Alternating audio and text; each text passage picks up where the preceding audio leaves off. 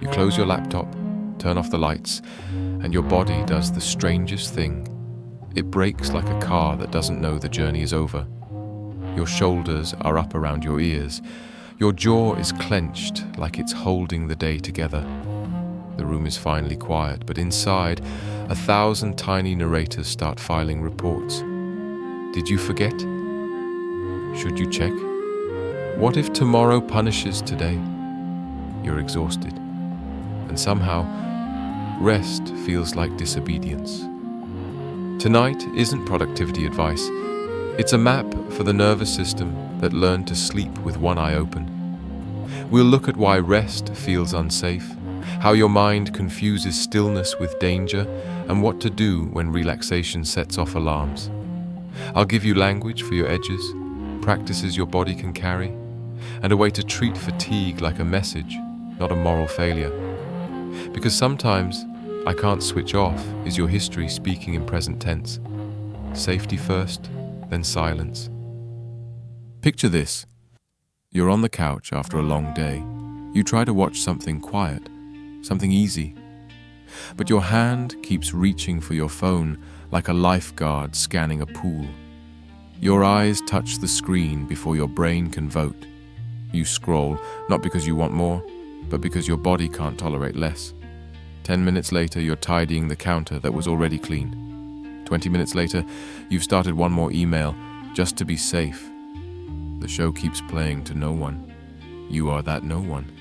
If you pause, old noises move in. The room fills with shoulds. Your mind hisses. Don't relax, you'll miss something. It plays highlight reels of mistakes you didn't even make. It rehearses insults no one said. It convinces you that sleep is not a right, but a prize, and you haven't earned it yet. Maybe you learned this early. The quiet in your house was never safe. The moment you slowed down, something slammed. Maybe you learned it later. The one time you didn't double check, a tiny error turned into a storm. Now your brain treats rest like an unlocked door in a neighborhood it doesn't trust. You try to argue with yourself. It's fine. I'm fine. Your body disagrees. Your heart does a soft parade. Your breath turns into a ration. Your legs buzz like they're still running. Your mind starts a late-night staff meeting you didn't approve. And when exhaustion finally wins, it's not sleep. It's a truce your mind signs with one eye open. If that's you, I want to hear it. In the comments, tell me where resting breaks down. Bedtime, weekends, vacations, even 5 quiet minutes. Naming the exact doorway helps. Let's slow the whole thing down and watch it work. 4 places where rest turns into a fire alarm and how to unlearn the siren. First, the body keeps ledgers the mind has never read. If you grew up in a place where calm preceded chaos, your nervous system paired quiet with incoming. Think of it like a smoke detector that went off so often it now flinches at toast. You don't mistrust rest because you're dramatic. You mistrust rest because your history made silence feel like the beat before the drop. So when the house finally calms, your body goes room to room checking windows. It's not trying to ruin your night. It's trying to love you the way it learned, through vigilance. What to do? Don't bully the smoke detector. Befriend it. When you turn off for the night, say out loud, "We're not stopping, we're switching guards." That sentence matters. It tells your watchful parts that rest isn't abandonment, it's delegation. Then give them a job they can do while you sleep. Breath, you're on duty. Shoulders off shift. Jaw off shift. Spine, soften. Belly, lead. This sounds silly until you try it. The body responds to roles. If no one is assigned, your mind volunteers forever. Second, the perfection loop. Fatigue whispers, stop. Ego whispers, almost. Perfectionism is a camouflage for fear. It keeps you moving so you won't have to meet the part of you that thinks stillness equals failure. It works like this. You finish a task, but your brain marks it pending until you earn imaginary extra credit. One more revision. One more tab. One more article to prove you deserve sleep. Meanwhile, your body is filing a complaint. Every one more is a tax with 0% return. Let's put the loop on paper. Draw 2 boxes, complete and complete enough. Most of us only use the first one, and we never arrive. Complete enough is a compassionate exit door. Define it before you start. I will stop when the email is clear, polite, and sent, whether it sparks a standing ovation or not. I will stop cleaning when the sink is empty and the trash is tied, even if a saint would alphabetize the spices. Pre-decided sufficiency is how you keep one night from being eaten by standards that don't love you. Third, the borrowed engine. Sometimes what won't let you rest is not anxiety, it's adrenaline, still humming from a day spent outrunning yourself. We mistake momentum for capacity. You drink urgency like coffee. You say, "I'm in flow," but your wrists are on fire and your jaw is naming constellations. When you finally try to settle, your body is still running the last 2 miles of a race you didn't know you entered. In that state, relax is too tall a command. You need a ramp. Ramps are the difference between sleep and scaring yourself in the dark. A ramp looks like 10 minutes of something rhythmically human. Folding laundry, warm water on hands, a sink wiped in slow figure eights, a lamp dimmed deliberately, a short walk around the block without the phone. Not punishment, not productivity, pattern. Your nervous system speaks in patterns. Give it one that says, "We're landing." Fourth, the phantom committee. The mind that won't let you rest often isn't one mind, it's a chorus. The caretaker voice says, "Don't drop the ball." The critic says, "You could have done better." The accountant says, "What about next month?" The historian says, "Remember the time you didn't check?" And somewhere a child says nothing, but keeps everyone awake. You keep trying to out-argue them with logic, but most committees only adjourn when they're heard. Try a 5-line nighttime meeting, on paper, not in your head. Title month, Concerns I will tend tomorrow. Line 1, 3 things that actually require action. Line 2, 1 thing I wish I could control but can't. Line 3, 1 thing I'm proud of today. The mind rolls its eyes. Write it anyway. Line 4, who is talking right now? Critic, caretaker, child, historian. Line 5, what would calm them that doesn't cost me sleep? A reminder on the phone, a glass of water by the bed, an apology drafted for morning. Sign it. Tell the committee they're brilliant and off-duty. If they protest, say, "We work better when we rest." Committees love performance. Frame rest as a performance enhancer and watch them not. Let's go deeper into the engine room. The story behind the story. I want to introduce you to 2 characters you might recognize, Run and Prove. Run learned early that feelings were floods, and the safest people built sandbags called busy. Prove learned that love arrived with a checklist. Be useful, be kind, be impressive, be 10 steps ahead. Run and Prove make you excellent at 1,000 things and terrible at stopping. They are heroic and tired. When you collapse, they take it personally. But we were helping. They are. They just can't be captain forever. Imagine naming a 3rd character, Keep. Keep doesn't sprint, Keep tends.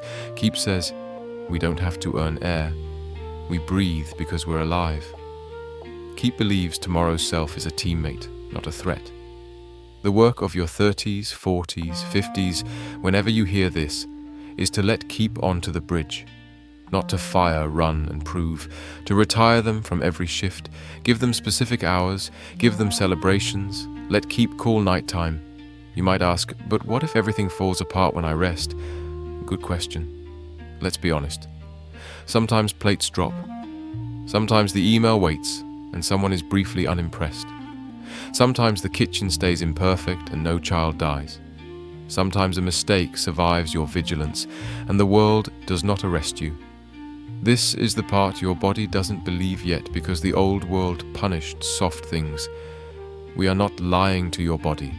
We are collecting new evidence. That takes repetition, not bravery alone. A few truths to tape to the wall. Calm is not the absence of trouble. It's the presence of enough regulation to meet it. Rest is not a treat for the righteous. It's maintenance for the living. You can be devoted and done for today. And embodiment matters. Many of us try to think our way into ease. But the mind rides a horse. If the horse is spooked, the rider's speeches don't land. You need horse language, pressure and release, rhythm and space. That means breath you can feel in your back, not just your chest. That means weight through your feet like you're allowed to stand on the world. That means mouth unhooked, tongue soft against the roof like a tiny hammock. None of this is fancy.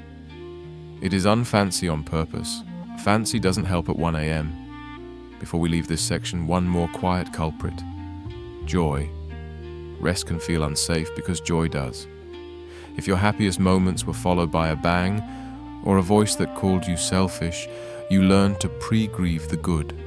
You scan for the snake in the grass, so when peace enters, you tense to beat fate to the punch.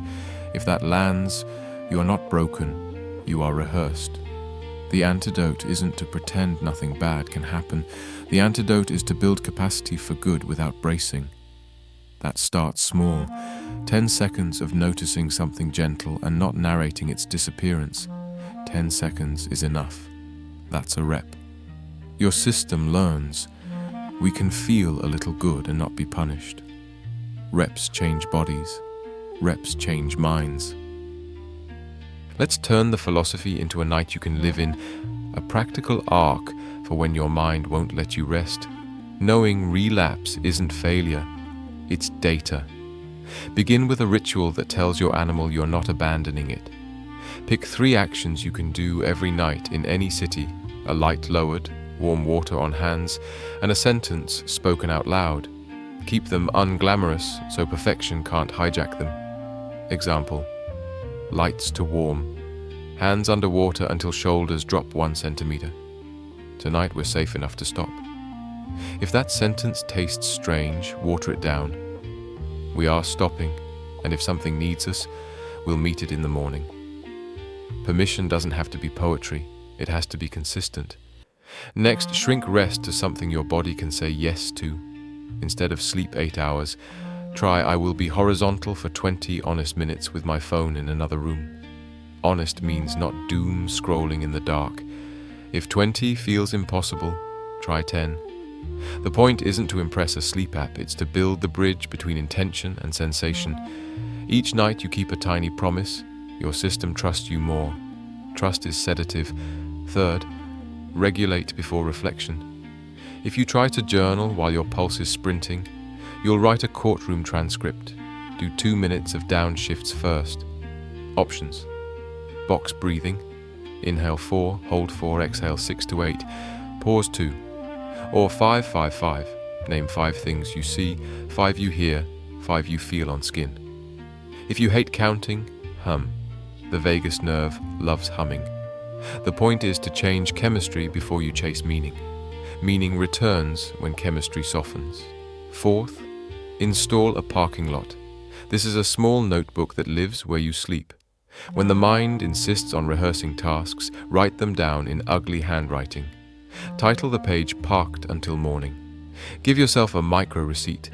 A sticky note on the bathroom mirror that says, check the list at 9 s'asseoir. Now your mind has a contract. Newsflash: anxious minds love contracts. You're not gaslighting your fear, you're offering it paperwork. Fifth, practice satisfying micro closures. At the end of a day, close loops you can close in 60 seconds. The cup in the sink, the tab no longer needed, the light that blares. This is not about aesthetic. It's about telling your nervous system that the day has edges. Edges make oceans swimmable. Set a timer for 3 minutes, sweep for obvious loops, and stop when the bell rings. If a loop fights back, it's not a micro loop, it can wait. Sixth, boundaries with the committee. Set office hours for the critic. You may dictate edits from 10-11 a.m. tomorrow. Tonight is outside your jurisdiction. It feels ridiculous to say that out loud. Do it anyway. Then ask the caretaker, who do you think I'm failing? If a name surfaces, write it down and draft a kind, imperfect sentence for tomorrow. The committee doesn't need you to fix the world. It needs evidence you will show up when the sun does. Promise less, keep it fully. 7th, reframe the meaning of rest in your language. Replace I earned sleep with I maintain the machine. Replace I should be doing with I am already doing. I'm recharging my frontal lobe so tomorrow we can string a sentence together. When you catch yourself bargaining with the pillow, say, no deals, just mercy. Mercy is not laziness. Mercy is maintenance with tenderness. Will you relapse? Absolutely. You'll have nights when the smoke detector screams over toast. Nights when a sentence from 2009 knocks. Nights when the body decides the bed is a briefing room. Those nights do not erase you. They educate you. Keep a tiny post-mortem ritual the next morning. One question, one sentence. When did rest start to feel dangerous last night? What sign did I miss? Write the answer on your phone or a scrap. Then forgive yourself like you're on your own team. Because you are. 2 final practices for the nights with sharper edges. The anchor object. Place something steady near your bed, a stone, a book, a scarf that holds your grandmother's scent. When the mind begins its midnight marathon, hold the object and name 3 true things it tells you. This has weight. This is cool against my palm. This is here. Reality calms metaphors. The doorway sentence. When panic wins and you bolt upright, say, nothing is wrong. Something is loud. If something truly is wrong, you will know in 2 minutes. Set a 2-minute timer. Breathe until it rings. Most alarms lose volume when named. Before we close, a softer kind of homework. Pick one joy so small it can survive tomorrow. A morning song you play while you make the bed. The way your toes find each other at the end of a long day. The mug that makes coffee into weather. Treat that joy like flossing, unremarkable, non-negotiable. Joy strengthens the muscle that can hold good without bracing. A strong joy muscle makes rest feel less like a cliff and more like a chair. If this helped, save it for the nights your brain tries to make you a hero at 2 a.m. and share one micro ritual in the comments. You'll give someone a ramp they didn't know they needed. Here's the quiet truth. Your inability to rest is not evidence you're weak. It's evidence you adapted. You became a lighthouse in a storm that has already moved on. The light kept people safe. Maybe it kept you safe. But lighthouses, even the stubborn ones, rest at dawn. They become ordinary towers with birds on them. They let the sky do its job. If you close your eyes tonight and your body argues, don't argue back. Put a hand on your chest like you're answering a knock.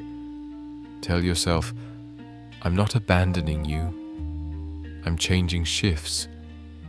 Give the watchful ones their medals and their coats. Invite Keep to the bridge. Keep doesn't need you to deserve anything. Keep just needs a lamp, a chair, and 10 honest minutes of letting gravity hold you up. Subscribe if you want more gentle, honest maps like this. Each one a small ramp toward a life that doesn't collapse at bedtime. From sprint to tide, from bracing to breathing, from vigilance to home.